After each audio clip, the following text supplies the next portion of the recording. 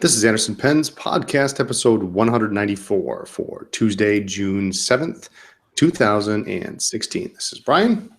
This is Lisa. Anderson Pen's Radio Network. So good to be home.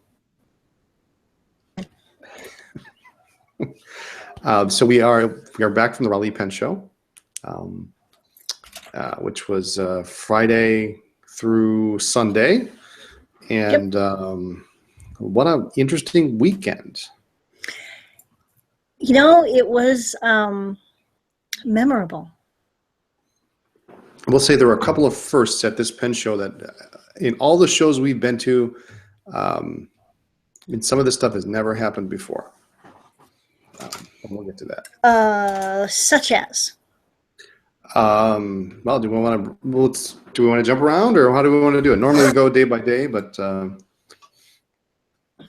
guess Let's jump around and be random. I won something at the auction. There you go. I bid.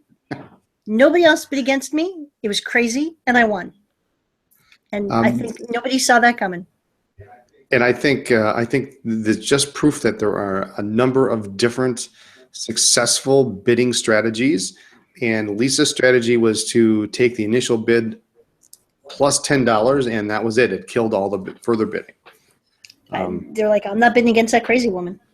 I think it worked. I was just kind of wait to see. Yeah, I was kind of wait to see how it was going to turn out. And you bid first, and sometimes a successful auction win is done by being the first bidder. So I was surprised. You were just trying to show me up because the number that was the piece that was preceding it. Well, we should talk about what it is, I guess. Is this very interesting? What did I win? You bought this very interesting small countertop display case that held Esterbrook Renew points. They're in little sliding little slots that you could put them in, and you pull them out the bottom. But on the front, it had a picture of a 1938 Esterbrook dollar pen. It has a listing of all the nibs, including the 4 3000 series nibs at the time.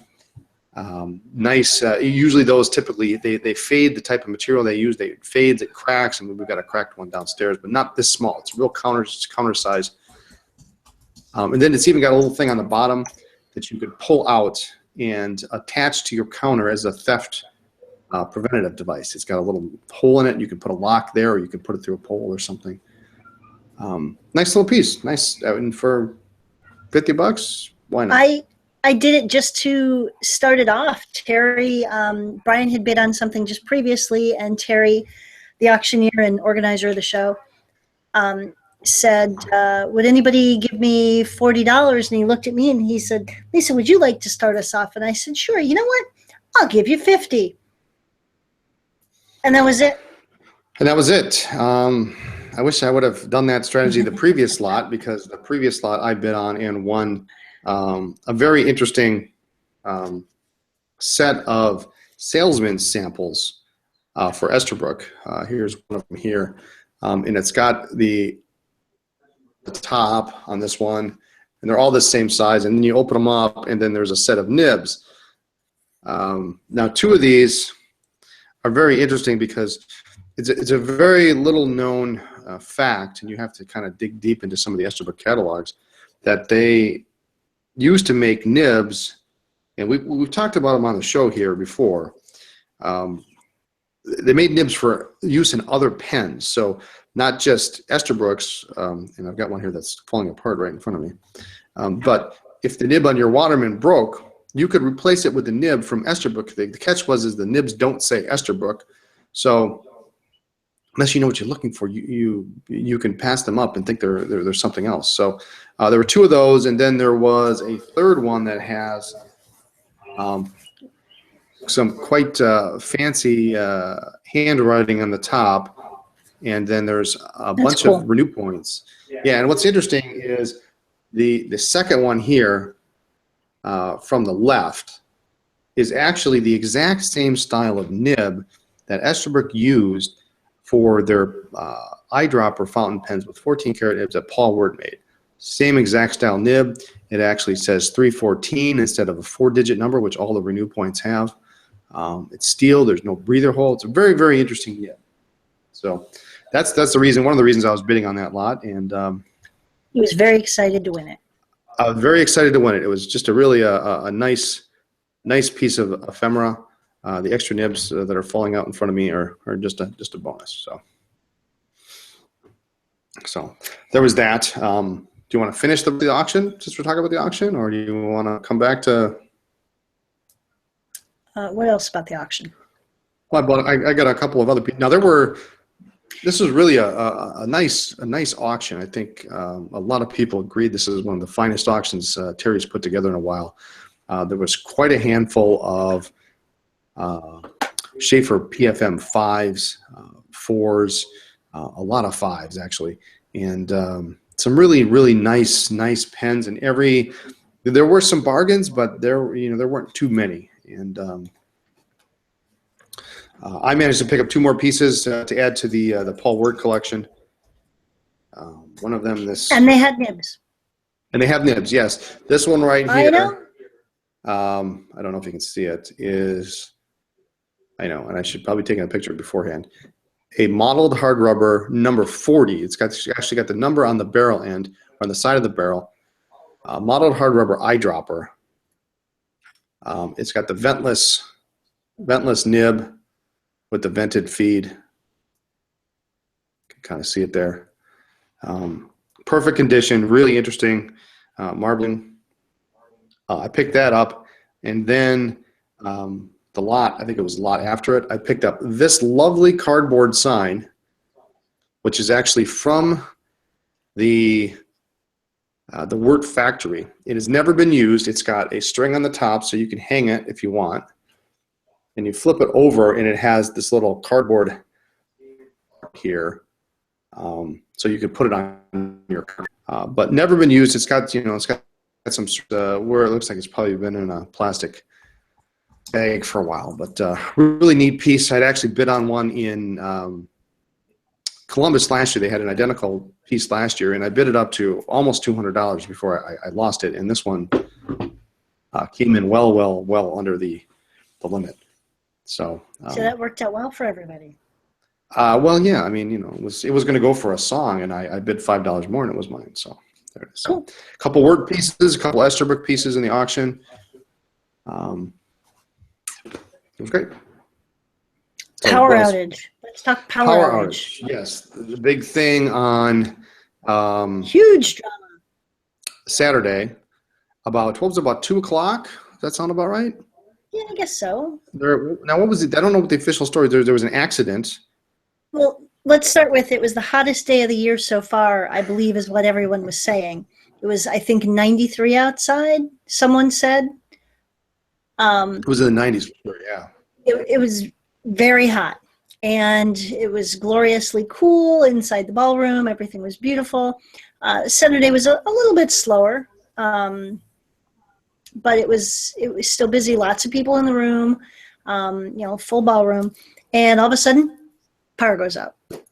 Bam. Terry was making an announcement for something, and supposedly some car hit a pole, wrecked a transformer, and there was I forget what the number of there were like blocks, a whole area of town was without power.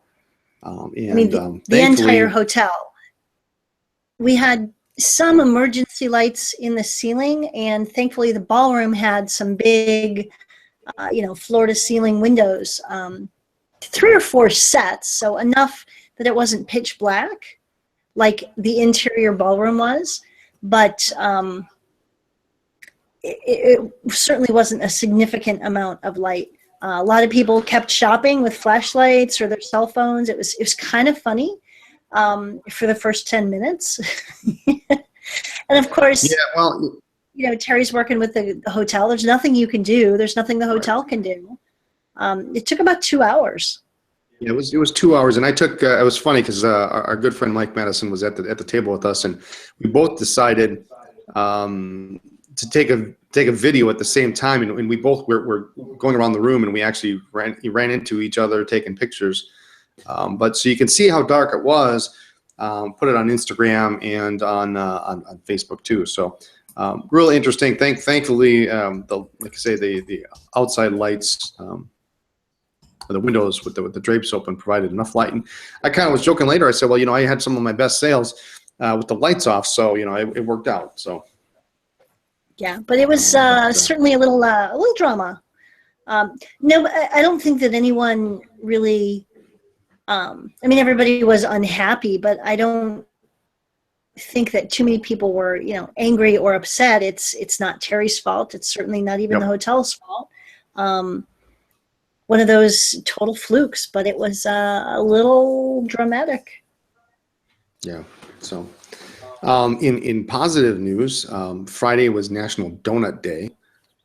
I think it was Friday. Mike and Audrey. And the first thing Mike Madison does when he texts me and says, I'm going to be a little late or something. Was it Saturday? I can't remember what day it was. It doesn't matter. He brought donuts, and they were yummy, and we had them throughout the day.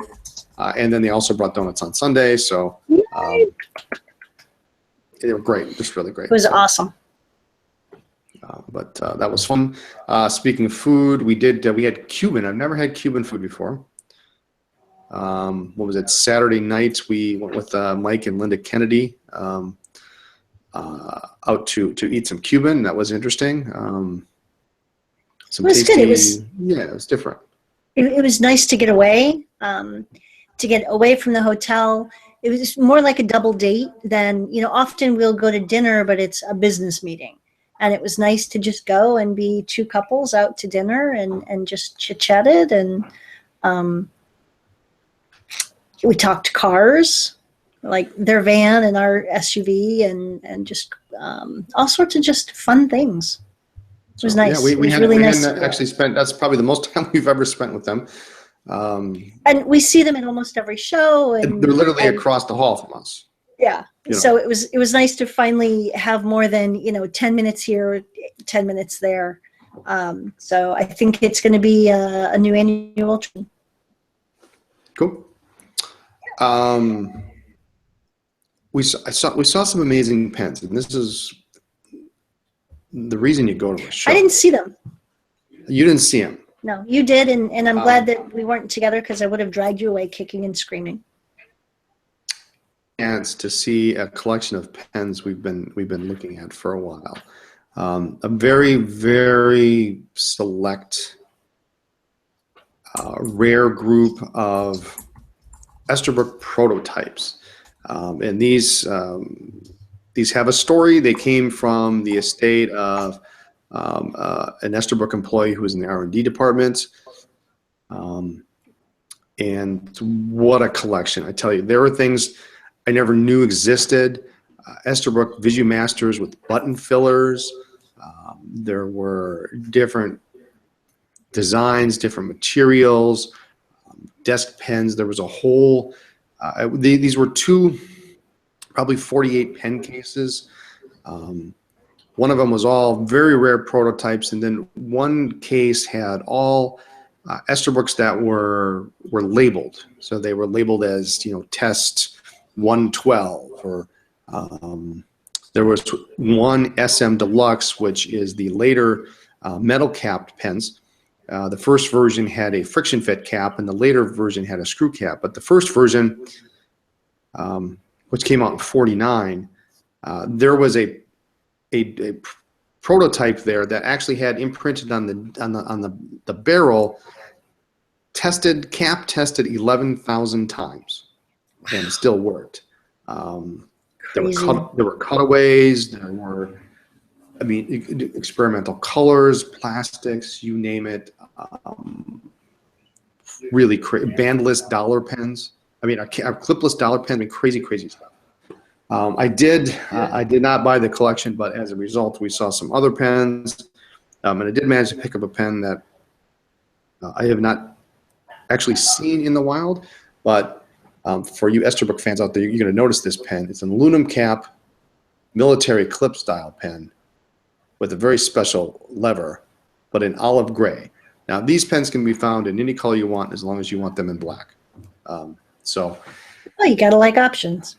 You got to have options. So to pick up an olive drab kind of colored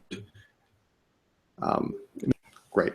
So we saw that. I managed to see, for the Parker fans out there, the very rare Pompeian brown duofold. Now, was that available for sale, or was that just to look at? I think Brian was going to sell it. He was just kind of showing it around. He's going to take some pictures. He posted on some of the Facebook groups, but a very, very rare color that Parker made for maybe a year, not even. And that was Brian McQueen? Yes. Yeah, and this was a full size. This is a senior duofold with a clip and a ring top, which was interesting. Cool pen. And then moments later, our good friend George comes up. George. And he's got a Parker Black Giant. Beautiful pen. If you've never seen one of these things make a Mont Blanc 149 look like a toothpick. Really big, solid pen. Never actually had one in my hand. I've seen them before, but never actually held it. But great pen. So there's some really good vintage stuff going on at the show. There's some good modern stuff too. But we saw a collection of vanishing points. Maybe you want to talk about that? No, I don't. Absolutely not. Because I'm really sad that there are so many that I don't have, I've never seen, and now I have to have. You know, you do. If you were to actually put all your vanishing points in one place, you do have a rather nice collection. One row of what David has. This is just to die for. You don't have an Arushi lacquer vanishing point, but you've got some vanishing points. You know, my birthday's coming up. Yeah, I know. Which one do you want? Saying. I know. Yeah, we saw an absolutely breathtaking collection of, I think almost all of them were the limited editions, you know, the yearly ones that the Pilot USA comes out with. But then there were a couple dozen that were domestic only, so Japan only, some made specially for a certain store. And you open it up and angels were singing. It was just a gorgeous, gorgeous, breathtaking display. It was, yeah. Part of me, it was nice. The back of my head was going, okay, so if Brian distracts him, I could grab it and run. But no, it's just gorgeous pieces. And some were really interesting. Some were cool colors. Some were marbled. Just really, really impressive. Did I mention Arushi lacquer on one of them? I don't know if I did. Yeah, you did. Did I mention gorgeous? Yeah, there was that. And speaking of Japanese pens, I did get a chance to finally see in person, I won't call it a grail pen, but a real dream pen of mine, the Sailor King of Pen Mosaic, green mosaic. And this thing is as mint as they could come. It had been dipped once. It was in broad nib, which is what I like. Just a super looking pen. It's just a great pen. And in honor of that today, I'm wearing I have the Pro Gear of that same material, but I couldn't believe it. It was, and then also this is a friend of ours. He had a binder full of different King of Pens. Marbled ebonite King of Pen. I mean, just crazy stuff. So very crazy. But yeah, and Mike in the chat saying that that Vanishing Point collection is 2 years in the making. That's it. Yeah, he said he's been at it for just about 2 years. So what that says is absolute positive dedication and hyper focus to find all of those, because you know, you can find some here, some there, like on eBay, but to find the ones from all the different stores and all the limiteds, really impressive. That's a lot of hard work and dedication to amass that kind of impressive collection in such a short time. Yep. So what else? We want to talk about people we met at the show. There was this one guy that kept following us around all the time. You want to talk about him? You know, we had some interesting run-ins. We did. And we even brought somebody back with us.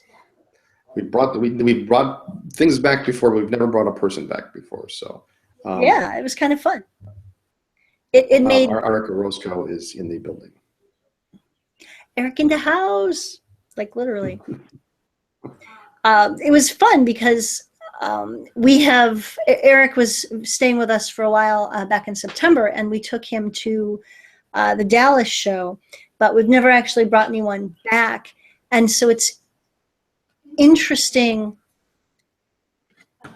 When we went to Dallas, we knew we were going to have an extra person. So you pack with that in mind. We knew that Eric was coming home with us, but we had to pack for the show and then just figure out how to fit everything in the car on the way back. So it was a challenge. It was pretty good. We only got rid of a Lamy display and our paper blanks display, and that was it. And that we had planned on getting rid of because they were getting raggedy from travel anyway. So it worked out well. Probably could have taken one of those. We probably could have fit one of those in there, but we could have. But then Eric would have it on his lap or something, and this was better. And I got to ride in the back seat for part of it. Back seat's quite comfortable in the new car. That's not bad. I took a dose for a little while myself. Yes, you did. We heard you. So, anybody else we want? Of course, Mike and Audrey Madison, inkdependence.com, rightofthenail.com. Right on the nails. I get it wrong all the time. Nail. Right on the nail. That's what I thought it was. Sorry, Mike. Definitely in attendance and to be seen at the table, chatting it up. Got Franklin, of course, Franklin Christoph. Our good friend Jimmy Dolev and Suzanne. Yep. We got to see Erica and Ulysses. Oh, yes. And I think Ulysses is going to hook Brian up with some really cool new shoes. They were talking shoes. He sent me an email today. I sent him an email. So, yep. Okay. Yep. All right. Thanks. And of course, David with the amazing collection, and Jeff, and never remember to write all the names down. I feel bad. Eleanor was there, and it was great to see her. She is such a trip. And then Eric said that her plane got mostly to New York and then had to turn around. That's got to be frustrating. We almost beat her back. I know, that's crazy. We were in Wisconsin by the time she got home. Yep. So, what else? I'm looking here. I actually have 2 pieces of ephemera on my desk. Oh, what do you have? On Sunday, I'm walking around, and Sunday's usually slow, so that's the time. Yeah, and in the morning, it's time for us to walk around and see if there's anything to buy, because usually it's just too busy to do so. And I ran across the table, some friends of ours, and they had a couple pieces of Esterbrook ephemera that I thought were absolutely outstanding. One of them is this little Esterbrook pencil brochure. And what's cool about this is it's got a silver and red. Where did this come from? I found this on a table, and it's got push the top to feed the lead, and it's 2 feet of lead conducive, and it's got a little price list on the back. The great thing is this is a 1934 catalog, essentially. It's the first year that Esterbrook actually made pencils, and on the back, the price list includes black, Morocco red, pearl green, foliage green, and that's it. Only 4 pencils, $1 and up. So that's cool. And then also, and this actually garnered a little bit of interest. Is a very interesting piece, and we showed it to a couple people. This one, yeah. This one is cool. It's an 1862 R. Esterbrook and Company steel pen manufacturers. It's a letter to a Mr. C.A. Allen, who is interested in purchasing some pens, which of course mean nibs, dip pen nibs. 1862 is the Esterbrook's 5th year in business. They opened in 1858, at least in the United States. Really interesting letter. Respected friends, order of the 15th is received. Our price is 4, and then it lists the price, including one that says we are out of this. Less 5% cash, for which we shall be glad to receive and order. Respectfully, R. Esterbrook and Company on the bottom. So it's a really neat neat piece of ephemera, very early piece. So We should and very get that reasonably framed. priced. We should, yeah. It's a neat piece. And the paper, and you can't see, I haven't taken it out yet, but very interesting paper. The way it's almost like a linen. Yeah, it was during the Civil War. I mean, 18. Let's see. That's cool. March 12th of. I don't know. I can't read this here. It says 12th of May 20th. I don't know. 1862. It's old. So. Yep. I guess that's it. We want to talk about. So it was a great show. We got to see a lot of our good friends and. Weather was good. Yeah, I mean, it was a little hot, but you're in the building. It's no big deal. The food was great. Company even better. So We had a good time. we got a couple things going on in the store and the blog. We do. Want to mention? The new Retro 51 pens are all in. Some of them are in and out. The new Tribute edition with the plane and the Tiger, Shark, the Fortress, and the Apollo, super cool. The Dog and the Cat Rescue, they're really awesome, and they glow in the dark. How fun is that? The new Slim Tornadoes are really pretty. I love the electron blue. I haven't even seen them yet. So They're cool. We've also got the Dark Lilac ink came in and sold out. We've got more on the way. I'm not sure when that's going to be in. 3 new Snake ink by Bookbinders are on the way. 3 new colors. So that's going to be fun. Those are selling really well, and we're restocking. That was pretty quick to have them shipped the last time. I mean, it was within a week. So yep. So they emailed me that they had 3 new colors, and we had to restock some of what they'd sent the first time. So we'll have all 8 colors in the next week or two. And we got in they'll be up on the site tomorrow, the new matte blue Vanishing Point. It's a dark. It's like a dark navy and then matte black trim. Kind of cool. Mm-hmm. Yep. So great. And then the new TWSBI will be coming out soon.